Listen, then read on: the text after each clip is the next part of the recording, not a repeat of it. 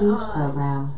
The views and claims expressed on this program by its host and guests are not necessarily those of this station, its management, or its advertisers.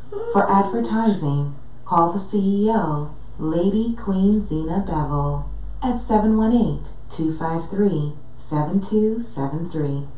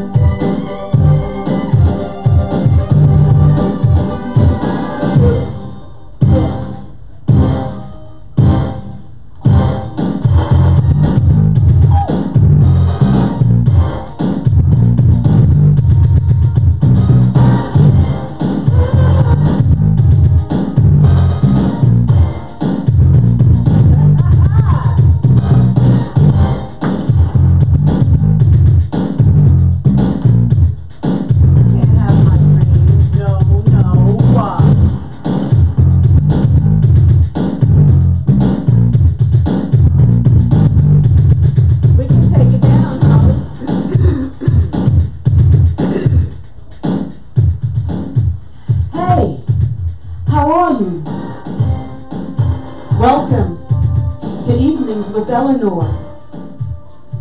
It's a cold, snowy evening in Brooklyn, New York, Wednesday night at 9 p.m. Thank you for spending the time.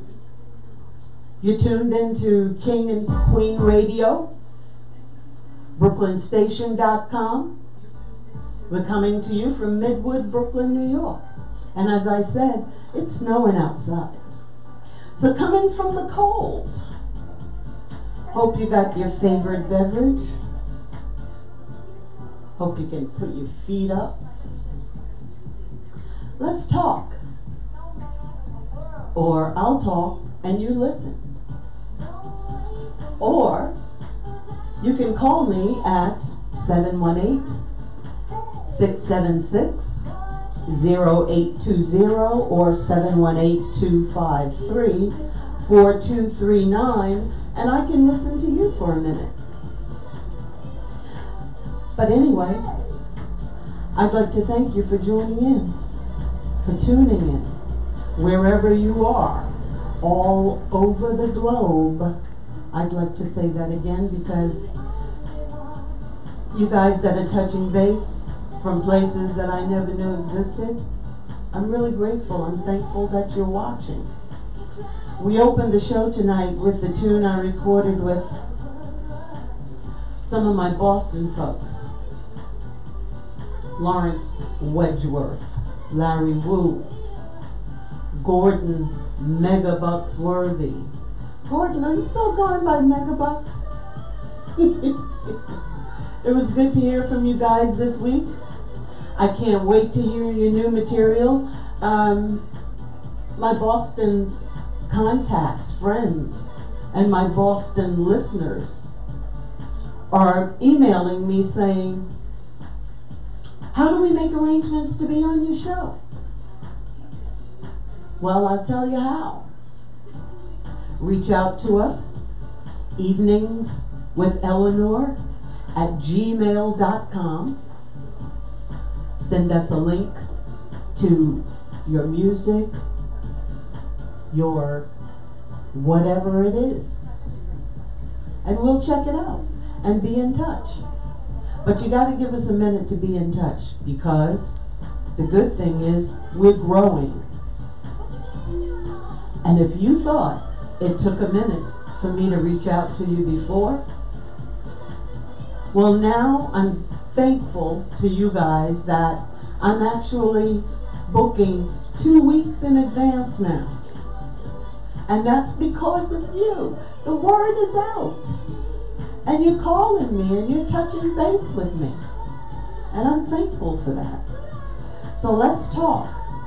Let's listen to what you've got to say. Let's listen to your music. As I said last week, if you want to drop by and read a skit with me, come on, let's do that. But last week, as you know, Gary Bartz, we learned about the jazz legend, his legacy, his contribution, his extraordinary journey in the field of music. And he's done some great work. I've recently heard from him, and we are rescheduling. He really wanted to schedule tonight, but can you imagine me telling Gary Bartz that I have Kim Sims on tonight, Gary, and I love her work, and we've been booked for 2 weeks. I'd appreciate you calling in, but we do have to reschedule. And he understood, as I understood last week, that his gig was running over. So we are rescheduling for March. And of course, when he's in New York, he has also promised to be on the show. And that was an extra that he threw in, and I really, really appreciate that, Gary. And in the interest of Black history, I wanted to say that our forefathers, our ancestors, I am so grateful for the paths that they paved for us. I'm eternally grateful. And my family in Cambridge, Maryland, our Aunt Vi, is the spitting image of Harriet Tubman. And we have said that all our lives. And the fact that she's a native of Cambridge, and I accept the fact that somebody in that Underground Railroad is an ancestor of my family in that area. But having Gary Bartz on the show and Norman Connors on the show and Peggy Blue, anybody that I've had on this show is a bit of living history. You are a bit of living history. And I want to address that as well.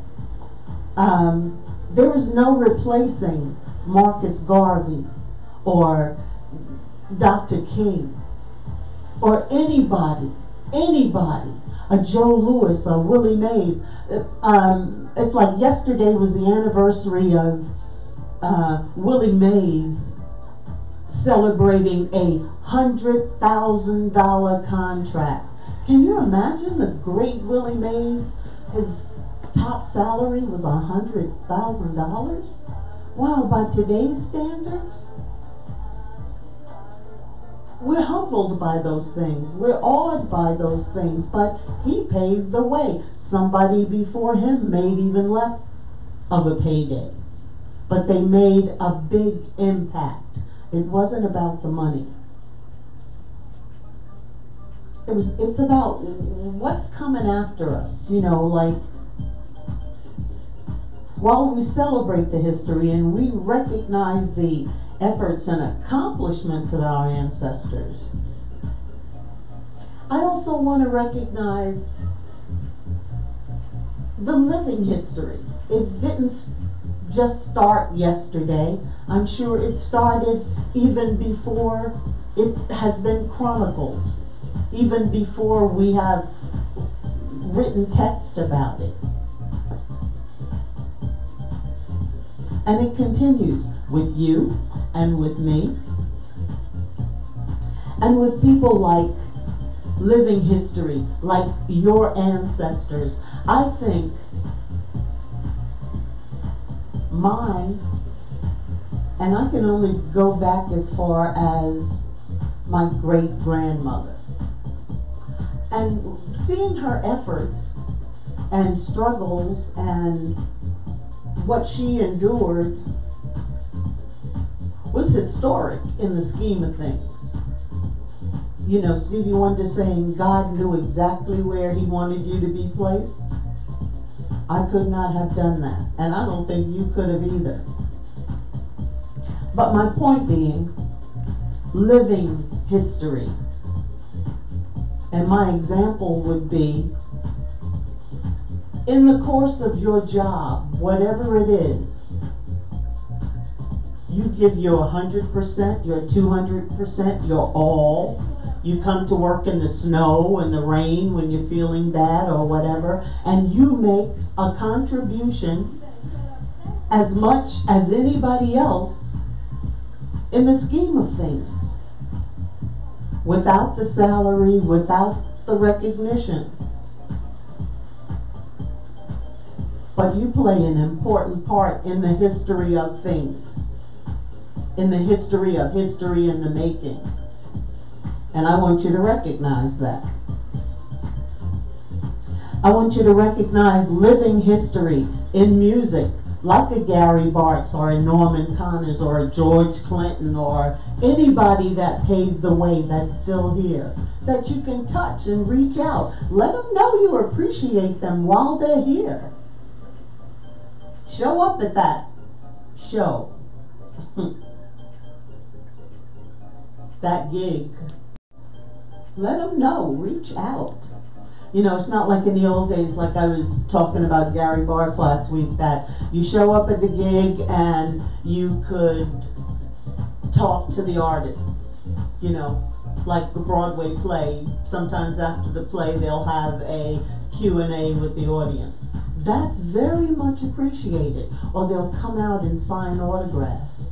But you go to some of the clubs and the artists, once they leave the stage, if their crew isn't in the dressing room, they sort of ignore the crowd that's come to see them. They're sort of separate and apart.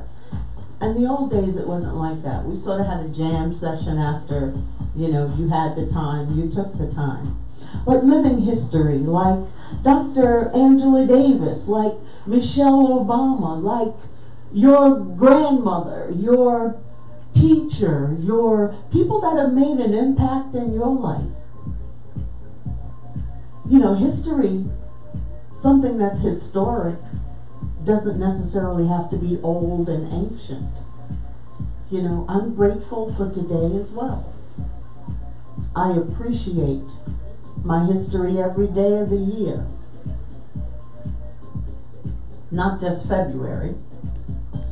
Your living history. So, make the best of your living history. For yourself, for those around you, for those that come after you. You know, do it right the first time. Get it right the first time. And you don't have to look back. Say, did I do the best I could have? Oh, I should have done that. Think about it before you die then. You are living history. You know, in my family, my ancestors were as colorful and contributed as much as anybody else. You know, look around at your family. You know, in my family, we've contributed judges and lawyers and triathletes and artists and writers and dancers and, you know, those sharecropper Cherokee Irish ancestry produced all those things, and those things are historic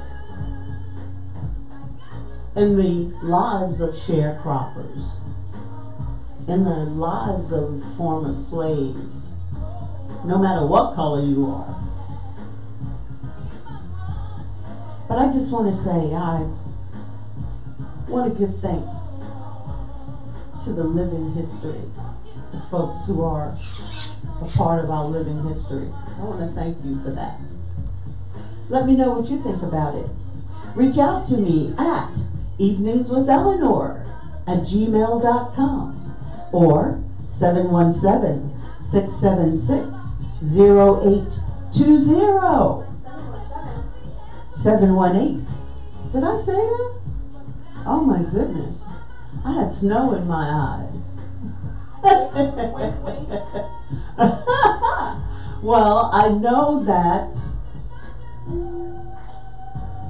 you've been listening to what's playing in the background, and Holly is just kicking it back there.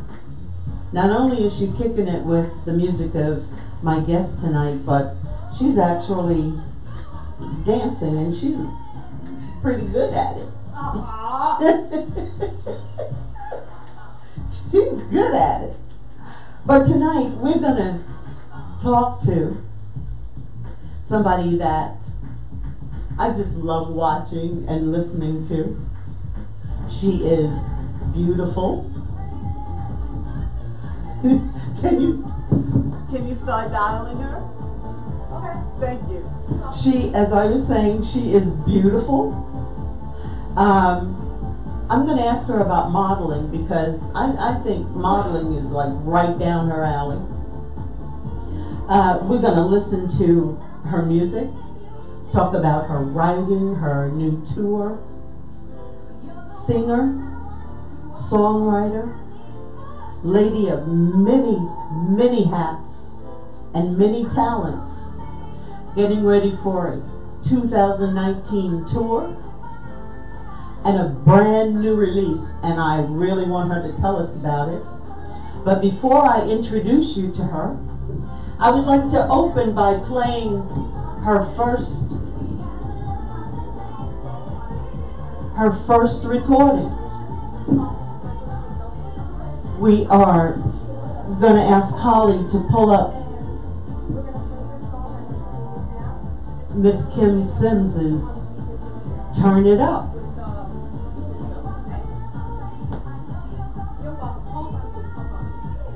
Turn it up, Holly. We're gonna turn it up. The song is Turn It Up. But first song was Turn It Up. Yeah.